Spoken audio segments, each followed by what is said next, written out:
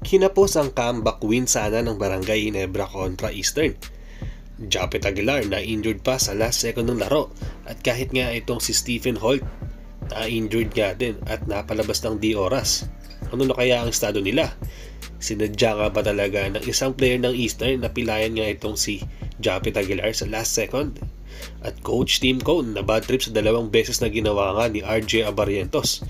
May hindi daw kasing nasunod na utos itong si Coach Tim na dapat gawin nga ni RJ, especially nung last second din ng laro. First quarter pa lang mga Kaho Sports ay nakiscore na agad ang import ng Eastern na si McLaughlin. Halos siya nga lang ang gumagawa dito sa mga unang segundo ng Eastern para sa kanilang end. Binibigay sa kanya ang bola para maka-low post dahil nga si Japet ang kabantayan niya sa ilalim. Habang sa Ginebra naman ay naka-score nga agad itong si Japet Aguilar at may end one opportunity pa nga siya nagawa. Siya naman ang gumagawa dito para sa Ginebra dahil sa sunod-sunod na offensive rebound nga rin na nagagawa niya.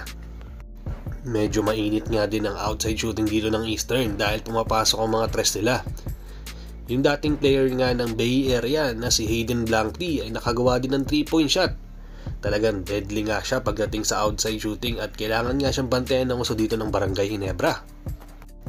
Nautakan pa nga ni Scottie Thompson ng isang kabantayan niya nung nag-low post nga siya. Umaangal pa nga ang player na yon pero hindi nga siya pinagbigyan dito ng mga referees dahil pansin nila ay clear nga raw yun at parang nag-flop nga raw ang player ng Eastern. Nakuha pa nga lumamang ng Barangay Ginebra dito sa first quarter dahil nga sa ginawa na yun ni Scottie Thompson. Kahit nga nung pagpasok ni RJ Abarientos ay nautakan niya rin itong player ng Eastern na si Chan. Nag-low post din siya pagkatapos napasok niya nga ang end one opportunity na yon.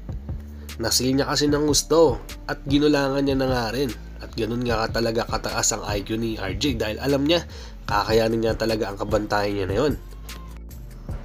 Habang itong si Japet Aguilar ay patuloy ngang dinodominate ang ilalim ng court. Dahil siya nga ang primary center ngayon ng Barangay Ginebra, binibigyan nga talaga siya ng gusto ng playing time at meron nga siya nagawang putback slam na ginawa nga dito at foul counted na naman nga mga Kaho Sports. Diyan mo nga mapapatunayan na kahit medyo may edad na nga itong si Japet ay kaya niya pa rin talaga makipagsabayan sa mga bata basta mabigyan nga na siya ng playing time. Parang nakalimutan na nga ng karamihan na kung ano nga ang may kakayanan or pwedeng magawa nga ni Japet kapag nasa loob nga siya ng court or parang hindi nga siya kilala ng ibang player pa dito ng Eastern.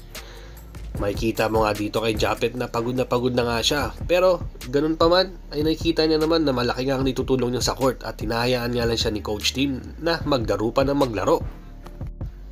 Pero ang import ng Eastern na si McLaughlin ay hindi naman pumapayag at meron nga siya pambawi lagi kapag makiscore nga niya si Japet Halos sila nga ang nagpapalitan dito. Kumbaga may pambawi lagi si McLaughlin kada makiscore nga itong si Japet. Medyo maalat nga din ang outside shooting dito ng Ginebra mga Kaho Sports dahil itong si Stephen Holt nga lang ang naka-field goal dito sa first half. So 1 out of 12 ang nangyari nga dito sa Ginebra. At dun mga makikita na sobrang alat nga nila sa outside shooting na kung saan sa nakaraang game ay halos pumapasok nga ang tira nila sa out sa labas. Pero ngayon, kaya nga dahil doon, lumamang na nga ng double digit nga ang Eastern dahil nga sa sobrang malas nga nila sa outside shooting at umaasa na nga lang sila sa perimeter shot nila. Tapos, nasabayan pa nga ng sunod-sunod na basket nga din sa tres naman ng Eastern. Kaya lumamang na nga sila ng 10 points. Nagpatuloy ngang dinominate ni McLaughlin ang ilalim ng court. Kada kasi pinibigyan nga siya ng low post play ay parang nahihirapan na nga ito si Japet na madepensahan siya. Siguro nandoon na nga rin kasi ang pagod kay Japet at knowing dito kay Japet ay medyo weakness niya nga yan kapag nabigyan nga siya ng low post. Masari nga kasi si Japet na second blocker siya at hindi nga siya yung primary defender kasi. Kasi nga pagod na nga siya sa offense tapos babangain pa nga siya ni McLaughlin. So may tendency nga talaga na mahirapan na nga talaga itong sa Aguilar sa ilalim ng court. Pero nung fourth quarter mga Kaho Sports, nabuhayan na nga ang 6-man ng Barangay Ginebra at Eastern naman ang sumasablay, lalong-lalo na sa mga free throws. Ang dami nga nilang nasablay dito sa fourth quarter dahil nabubunga sila ng mga fans dito sa venue. Dumikit na nga ang laban mga Kaho Sports at halos 5 or 3 napapababa nga nila ang kalamangan.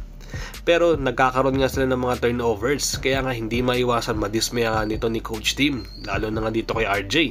dahil panira na sana pero nagiging turnover pa dahil pinapasa niya pa nga ito. Na-injury pa nga itong si Stephen Holt sa isang possession at napilitan nga siyang ilabas dito sa kalagitnaan ng fourth quarter. Madami nga ang natakot dito mga ka-sports dahil akala nung karamihan ay malala nga ang injury niya. Pero after ng ilang minutes ay nakabalik naman siya kahit paano. So, may kailangan na nga talagang i-monitor ito. Tapos itong si Japet Aguilar din, na-injured din dito nga sa last second. Dala na rin talaga siguro ng pagod yan mga ka-sports kasi parang na-extend niya nga yung isang binti niya. Pero yun nga mga ka-sports, nung dalawa nga yung kalamangan dito ng Eastern habang nag-free throw nga itong si RJ, hindi yata narinig nga ni RJ ang inutos nito ni Coach Tim na isablay niya sana yung second free throw niya. Ang nangyari, pumasok nga ang free throw niya hanggang sa nadismaya nga itong si Coach Tim. Kumbaga, pangalawang black eye niya na nga ito para nga kay RJ. Hanggang sa yun na nga mga ka-sports, natalo na nga ang Barangay Ginebra ng 3 points. Malaking lesson na nga rin ito para kay RJ since elimination pa naman to. So, pwede niya pa nga itong matutunan at magagamit niya rin ito pagdating sa playoffs na kung saan mas kinakailangan nga talaga ang presence niya.